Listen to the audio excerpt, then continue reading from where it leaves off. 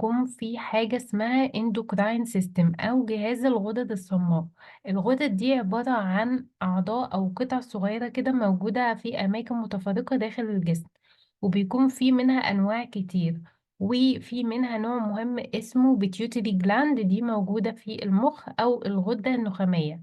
ودي الغدة دي بتطلع لي 8 هرمونات.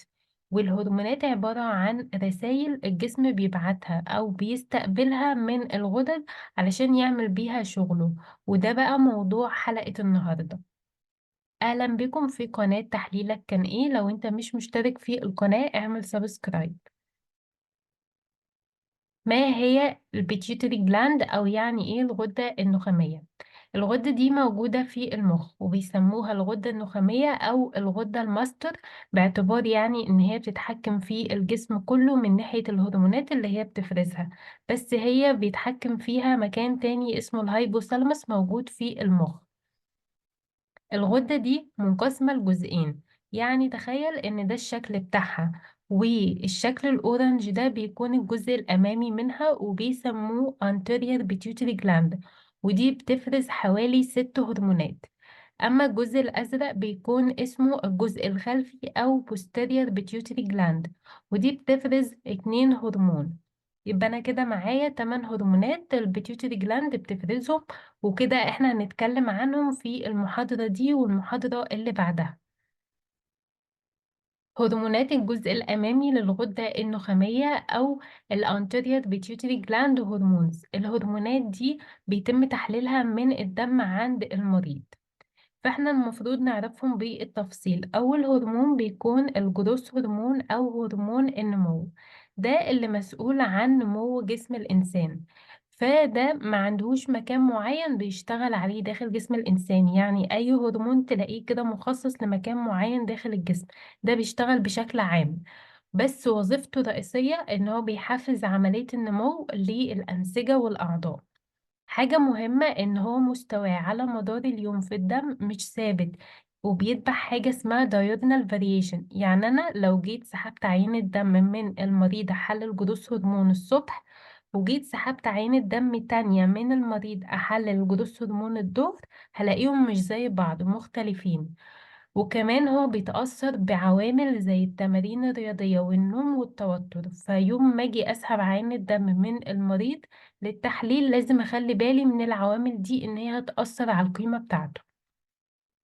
لو مستواه طلع اقل من الطبيعي هو بيسبب حاجة اسمها القزامة في شكل المريض، ودي اسمها دورفيزم، يعني هتلاقي البيشنت كده شكله ايه، قزم.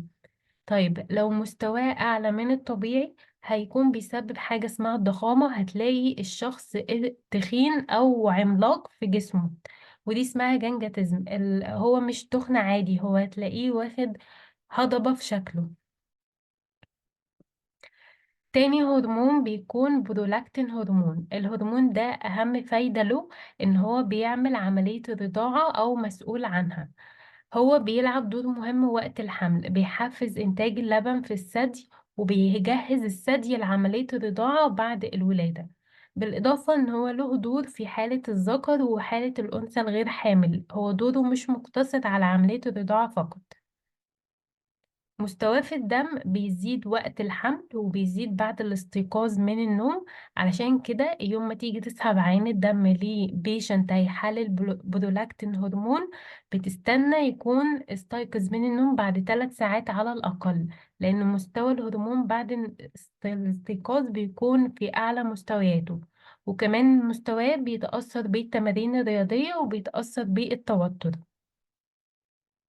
وفي حالة الست المرضعة بيكون مستواه عالي ومختلف تماما عن مستواه في حالة الأنثى الغير مرضعة. لسه قايلين من شوية إن هو أصلا مسؤول عن عملية الرضاعة، فأكيد مستواه مختلف في الحالة دي. لو مستواه كان أقل من الطبيعي بيرجع السبب إن ممكن يكون في ورم في الغدة النخامية عامل انكماش لنسيج الغدة أو تلف فيها. طيب لو مستواه أعلى من الطبيعي بيرجع السبب إن ممكن تكون الست حامل، أو في بعض الأدوية أو وقت سحب عينة الدم كان مش مظبوط، أو في ورم في الغدة النخامية مسبب ارتفاع في مستوى البرولاكتين. تالت هرمون وهو الفلوكال ستيميوليتنج هرمون FSH. في ناس تفتكر ان الهرمون ده مقتصر دوره عند الانثى بسبب ان هو بينطلب كتير في حالة الانثى، لكن هو بينظم وظيفة الجهاز التناسلي عند الانثى والذكر مع بعض. طيب عند الانثى مثلا بيحفز عملية نضج الفلوكلز، وبيحصل هنا افراز هرمون الاستروجين علشان يحصل مرحلة التبويض، والتبويض دي مرحلة مهمة من مراحل البريود سايكل عند الانثى. ومن غير ما يحصل التبويض مش هيحصل إنجاب أو مش هيبقى لها القدرة على الحمل. إذا الهرمون ده له دور في عملية الحمل أو إن هي تكون عندها القدرة إن هي تحمل.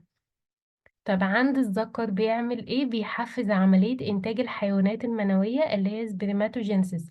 إذا هو كمان له دور في قدرة الذكر على الإنجاب. مستوى الهرمون ده بيختلف عند الأنثى حسب سنها وحسب هي في أنهي يوم من أيام البريود سايكل. عشان كده لازم يتم سؤال الأنثى على اليوم اللي هي فيه من البريود، ولو كانت البريود منقطعة أو مش منتظمة ده بيتسجل في التقرير، ولو كانت في سن اليأس مثلا ده برضه بيتسجل في التقرير، عشان كل ده القيم بتاعة النورمال رينج بتختلف باختلاف الأيام. مستوى الهرمون بيكون أقل من الطبيعي في حالات العقم عند الأنثى أو الذكر. لسه قايلين من شوية هو مرتبط ازاي بقدرة الذكر والأنثى على الإنجاب. وكمان بيقل المستوى في حالة لو هي بتاخد حبوب منع الحمل أو بتاخد موانع حمل بصورة عامة. مستوى الهرمون بيكون أعلى من الطبيعي في مرحلة البوست مينوبوز اللي هي سن اليأس عند الأنثى، وفي حالة فشل عضو المبيض أو الخصيتين سواء عند الأنثى أو الذكر. رابع هرمون هو الليتونايزنج هرمون LH. برضو الهرمون ده بسبب ان هو منتشر تحليله عند الأنثى بنفتكر ان هو مخصص للأنثى فقط، لكن هو بينظم وظيفة الجهاز التناسلي عند الأنثى والذكر. يعني عند الأنثى مثلا فهو بيحفز عملية التبويض نفسها، ودي مرحلة من مراحل البريود سايكل، وبيحفز إنتاج هرمون البروجستيرون من المبيض. عند الذكر بقى بيحفز إنتاج هرمون التستوستيرون، فبيتف تحفيز عملية السبرماتوجينسيس. فإذا كده ال LH برضه ليه دور مهم في قدرة الذكر والأنثى على الإنجاب. طبعا ال LH زي ال FSH في حالة ان هو بيختلف مستواه على حسب يوم من ايام البريود سايكل، عشان كده لازم يتم سؤال الانثى على اليوم بتاعها، وهل في بريود منقطعة ولا مش منقطعة، ولازم يتسجل هي في انهي يوم، ولو هي عدت سن اليأس ومفيش بريود اصلا كل ده بيتسجل.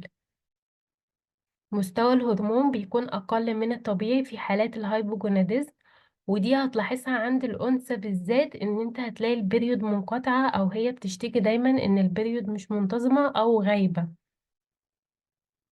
مستوى الهرمون بيكون أعلى من الطبيعي في حالة البوست مينوبوز أو في حالة فشل عضو المبيض عند الأنثى أو عضو الخصيتين عند الذكر. خامس هرمون هو الثايرويد ستيميوليتنج هرمون TSH.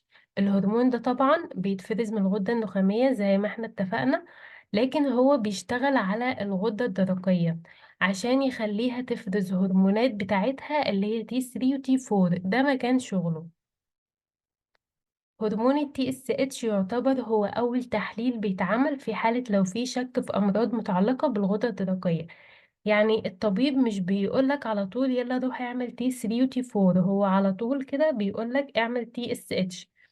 طيب لو التي اس اتش طلع مش طبيعي يبقى كده الغدة فيها مشكلة، يبقى احنا بعد كده هنطلب تحليل التي 3 والتي 4. لو مستوى التي اس اتش طلع اعلى من الطبيعي بيكون في حالة اسمها هايبوثايروديزم. طيب لو مستوى التي اس اتش طلع اقل من الطبيعي بيكون في حالة اسمها هايبرثايروديزم. آخر هرمون في الانتيريور بيتيوتري جلاند هرمونز ادرينو كورتيكوتروبيك هرمون او ال ACTH. ده زي ما اتفقنا بيتم افرازه من الغدة النخامية، لكن هو بيشتغل على الغدة القذرية او الادرينال جلاند، دي غدة مكانها فوق الكلى، علشان تفرز الهرمونات بتاعتها اللي هي هرمون الكورتيزول والالدوستيرون والاندروجينز. نخلي بالنا لأن مستوى ال ACTH في الدم برضه مش ثابت على مدار اليوم، وبيتبع حاجة اسمها diurnal variation. انت أول ما تشوف diurnal variation اعرف ان هو مستوى مش ثابت على مدار اليوم. بيكون في أعلى مستوياته بين الساعة 6 الصبح والساعة 8 الصبح، ده أفضل وقت لسحب عينة الدم. وبعد كده بيكون في أقل مستوياته بين الساعة 6 مساء ل 11 مساء.